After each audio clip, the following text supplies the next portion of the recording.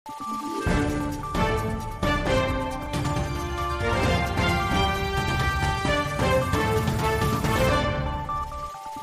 araw, Pilipinas! Ito ang Valiente News hatid sa inyo ng Office of the Vice President.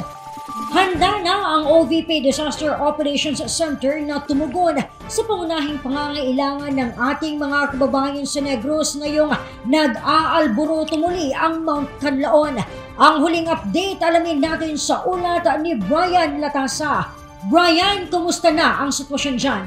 Yes, Claudette, umarangkada na nga ang ating mga kasamahan sa Office of the Vice President Disaster Operations Center dito sa Negros Island upang tugunan ang mga pangunahing pangangailangan ng mga residenteng apektado sa patuloy na pag-alboroto ng Mount Canlaon. Sa pangunguna ng Office of the Vice President Panay Negros Island Satellite Office, agad na tumulak ang makawani ng tanggapan sa bayan ng La Castellana sa Negros Occidental upang maghatid ng relief pack sa mga pamilyang apektado sa patuloy na pag-aalboroto ng Mount Canlaon. Kabilang sa mga naalalayan ng opisina ang mga pamilyang halos 2 buwan nang nanatili sa evacuation center tulad na lang ng pamilyang Ray. Ma'am, kumusta naman po kayo dito tayo ma'am? Kumusta naman po kayo ma'am?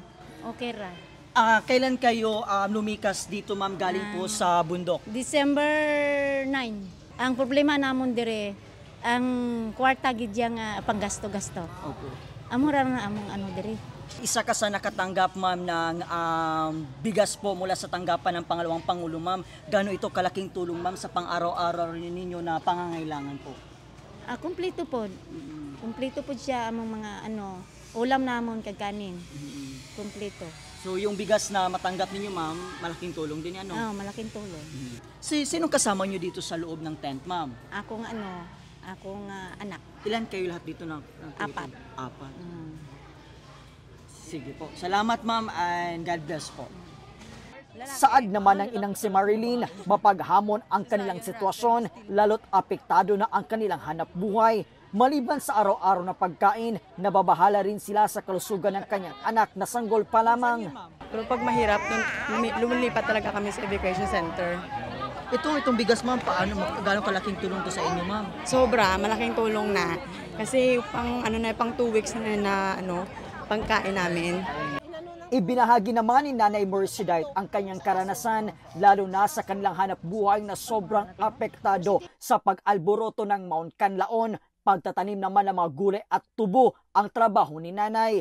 Pamimili naman ng bote bakal ang trabaho ng kanyang asawa. Sobra. Siguro daw hindi ko ma-explain na ngayon din nararanas namin. Opo. Mahirap talaga. May sobrang hirap. Oh, ang hirap wala kami makakuha na namin. Wala kaming gulay kasi patay na po. Sobra lang ng TSTS. Ipinagpapasalamat naman ni Nanay Mercedite ang natanggap na bigas mula sa tanggapan ng pangalawang Pangulo sa pamumuno ni Inday Sara Duterte.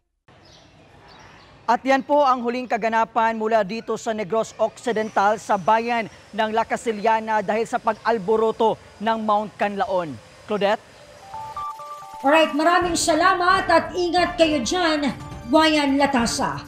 Ako si Claudette Loreto para sa makabuluhan, naninindigan at matapang na mga ulat at impormasyon. Maraming salamat.